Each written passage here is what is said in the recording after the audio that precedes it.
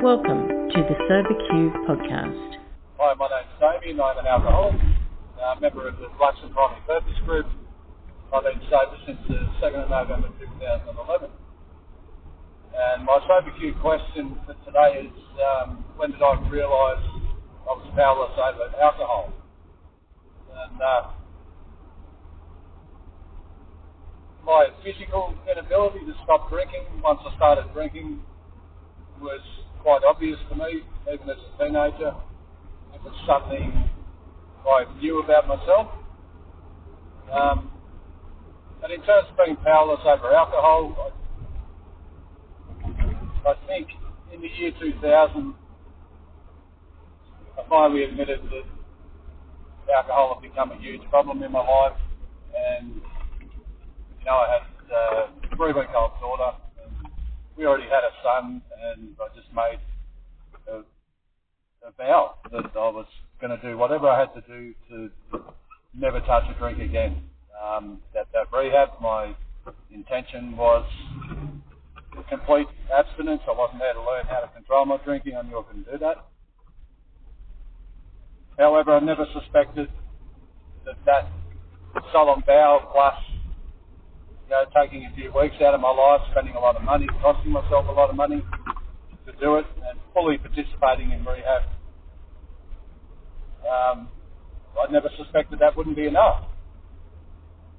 And my experience is that I lasted 3 days out of that rehab, and I found myself drinking again.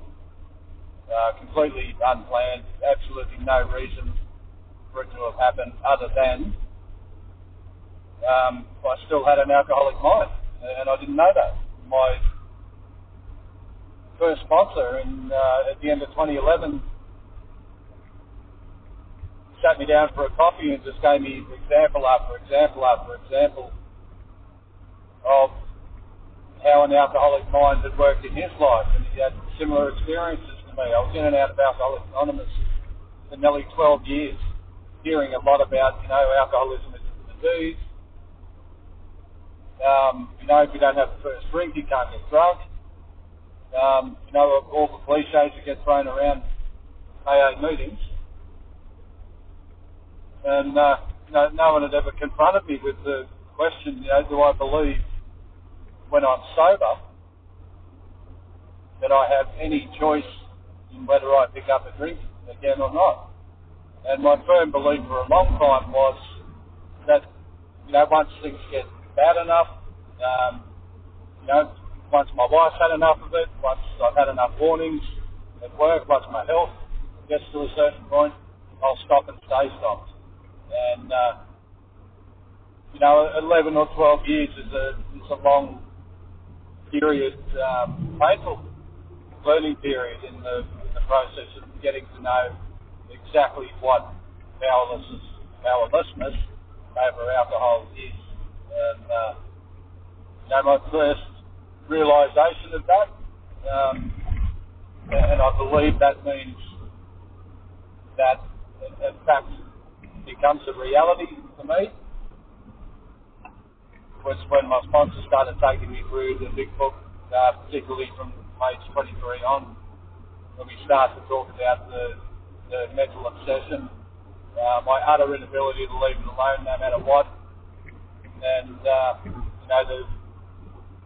the sad for me, I don't know about anyone else, the sad but true fact that I absolutely had run out of the power to provide a mental defence against the first drink, and that I'm the alcoholic of the type to whom that power must come from a power greater than myself. And that was the beginning, I guess, of my willingness to take the 12 steps.